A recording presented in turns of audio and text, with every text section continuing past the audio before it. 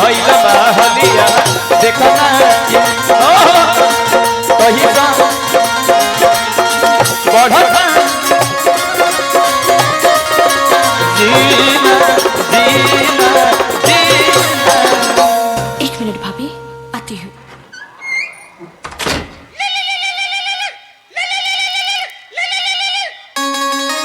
लेला पुदीना लेला पुदीना लेला पुदीना भरिया के हसीना लेला पुदीना।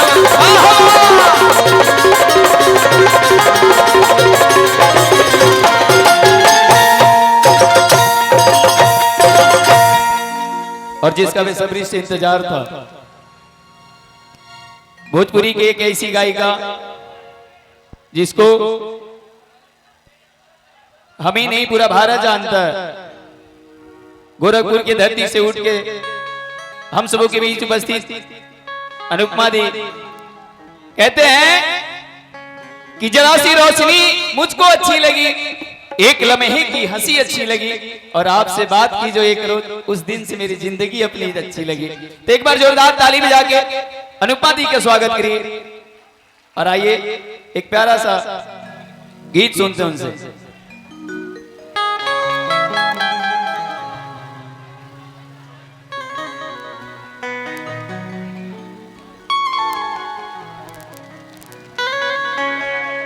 Hello hello hello hello.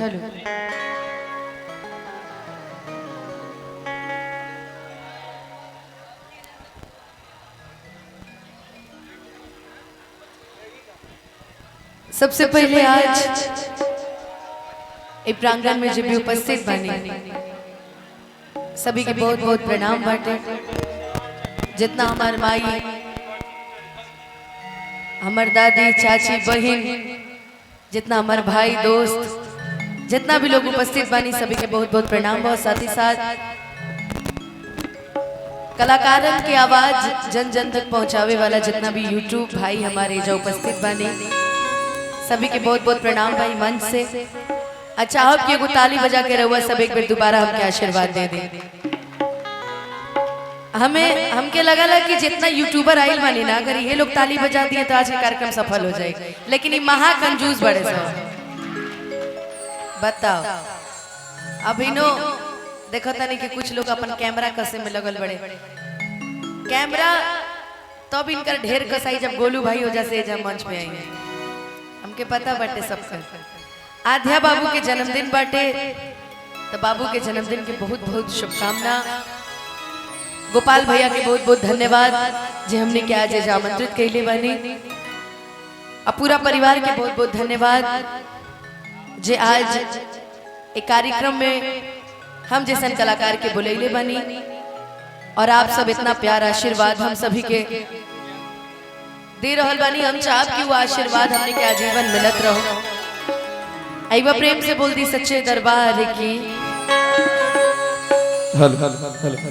कोनो भी कार्यक्रम की शुरुआत एगो भजन से होके तो बड़ा निमन लगेला का जी, है ना?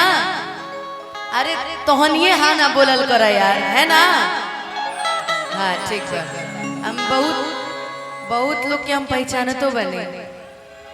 हाँ ठीक बा। हम दो चार जने के ढूंढतो बने। अंकेश भैया पहले लोग आइल बना।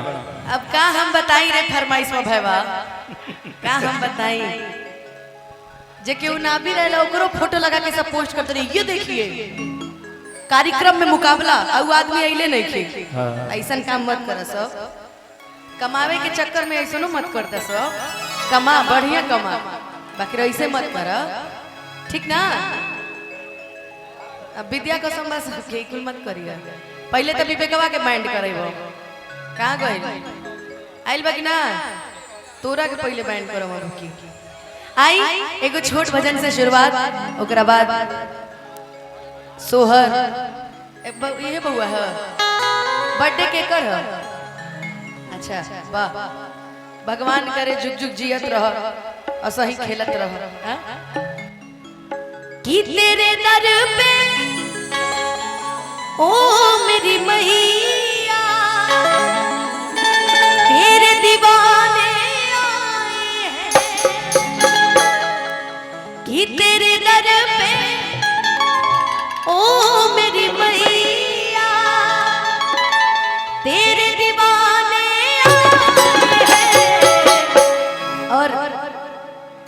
सबसे बड़ा आयोजक जे हमके आमंत्रित कैले बानी हमारा असगर भैया, हम चाहब कि इनकरा खातिर एक जोरदार ताली रवा सभी बजा दी। एक बार बजाओ मर्दे को ताली।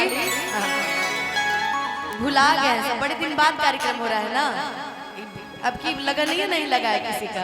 तोरो लगन लग गए तो तोरो बियाह में आई गई थी, कम से कम बियाह कर ले अब कि भर दे झोली मैया भोली, कि भर दे झोली मैया भोली, बिगड़ी बनाने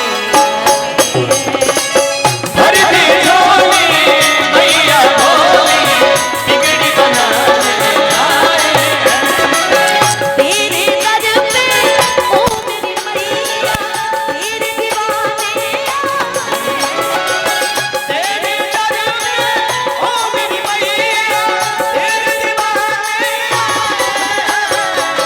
भर दे झोली मैया भोली, भर दे झोली मैया भोली, बिगड़ी बनाने भर दे झोली मैया भोली, बिगड़ी बनाने आए हैं। क्या बात तेरे ना हो जाए, नहीं तेरे ना हो जाए, कब आओगे, कब आओगे, जिस बन जाऊंगा तब ना हो। तेरे ना हो जाए, नहीं तेरे ना हो जाए, तेरे ना हो जाए, नहीं तेरे ना हो जाए। मैया भोली बिगड़ी बनाने आए हैं। भर दे झोली मैया भोली, बिगड़ी बनाने आए हैं।